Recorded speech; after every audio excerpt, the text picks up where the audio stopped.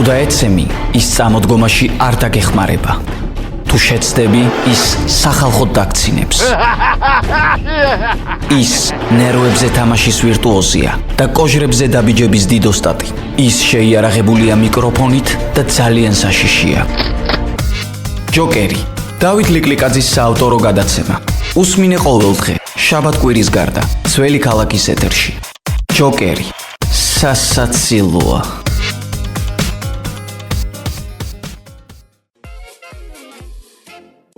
აი ნებისმიერი თქვენგანი რომ გავაჩერო ახლა ქუჩაში და ვკითხო, ტყუილი გიყვართ? 100 გამოკითხულიდან 100 მიპასუხებს არა. ეს გადაცემა ჯოკერია. მე დათო ლიკლიკაძე ვარ, თქვენ გვისმენთ რადიო ძველი ქალაქის ეთერში FM 107.9. გამარჯობა. ამას წინ 1 აპრილი რომ იყო, ერთ რაღაცას დავაკვირდი. არასოდეს მომიტყუებია ვინმე საპირველ აპრილო ხუმრობით. თორე ისე იცოცხლეთქო, აი მომკალი და ეს ძალად მოტყუება არ მიყვარს. უხერხულობას მიქმნის. მიყვარს ტყუილი, რომელსაც ავტორიც იჯერებს და წლების მერე ვერავინ ვერ ხვდება. ასე მოკლევადიან ტყუილებს ვერ ვიტან. რამდენიმე წლის წინ ვიცრუე საპირველ აპრილოთ და იმნაირ უხერხულში ჩავარდი. შემდეგ სულ შევიძულე ეს უწყინარი სახალხო და სახალისო ტყუილების დღე. გალაქტიონის ერთი არც თუ ისე ცნობილი ლექსი დავიბრალე, ჩემი დაწერილია თქო და ისეთმა ხალხმა დაიჯერა, მე თვითონ გამიტყდა. მე უხერხულა იმის თქვა რომ ვიხუმრეთქო. ინაერმა ნაკითხმა ხალხმა შემიქო. რა მაგარიაო და გააგრძელე წერა ყოჩა ხშენო, აი სირცხვილისგან საწავსულიყავი დღესაც არ ვიცი. გალაქტიონის ეს ლექსი გავასახე ჩემად. შარშან ჩემი სახლის წინ იდგა 4 აფთარი, გაზაფხული ზაფხული, შემოდგომა ზამთარი და ატყდა, მაგრამ რა ატყდა? რა მარტივად და რა საკაიფოდ წერო. წერდა ძალიან ცნობილი ქალბატონი. მე ისეთ ხალხთან მომიხდა ახსნა განმარტება და ისე ვინერვიულე, მას შემდეგ ასეთი სისულელი აღარ ჩამიდენია. მოკლედ იმის თქმა მინდა, ყოველთვის ძალიან ადვილია ჩვენი მოტყუება და ნურავის ნუგონია რომ ვერ მოგვატყუებენ. ნუ ახლა ისეთი ცხოვრება ძირითადად ხალხის სიცრუეში ცხოვრობს, მაგრამ მე საუბარი მაქვს იმათზე, ვინც იცის რომ სიცრუეშია. ერთი ჩემი კლასელი იყო ხოლმე ტყუილ მასტერი. ანუ არანაირ საჭიროებას არ წარმოადგენდა ტყუილის თქვა, მაგრამ მაინც იტყუებოდა. მაგალითად ერთხელ გაკვეთილზე დააგვიანა და სადიყავიო უთხრა მასწავლებელმა.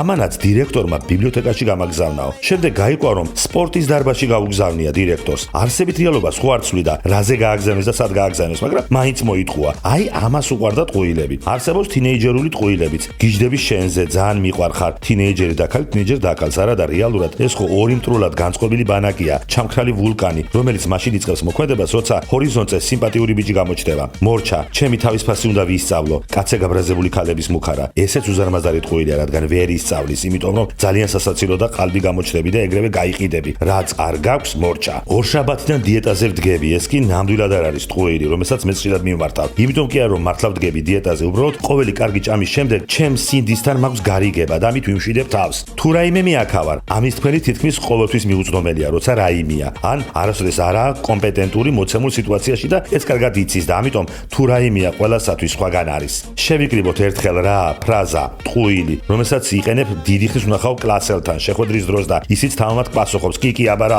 აუცილებლად შევხმიანდეთ, რაც მე ხდება ყველამ ვიცით. და ბოლოს გამოთქმა ჩემზე იყოს, აი ამაზე ტყუილ გამოთქმას არ ვიცნობ. ერთი სიტყვით ეს ვითომ და უწყინარი და უნებლიე ტყუილები ყოველდღიურობაში გვაქვს, რომელზეც არც ერთი არ მომობთ უარს, არადა რომ გითხონ ცალცალკე ტყუილები არ გვიყვარს. ეს გადაცემა ჯოკერია. მე დათო ლიკლიკაძე ვარ. შევხვდებით ერთმანეთს ყოველდღე შაბათ-კვირის გარდა.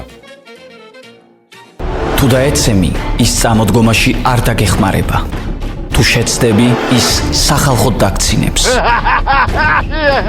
ის ნერვებზე თამაშის ვირტუოზია და კოჟრებზე დაბიჯების დიდოსტატი. ის შეიარაღებულია მიკროფონით და ძალიან საშიშია. ჯოკერი, დავით ლიკლიკაძის საავტორო გადაცემა. უსმინე ყოველდღე, შაბათ-კვირის გარდა, ძველი ქალაქის ეთერში. ჯოკერი, სასაცილოა.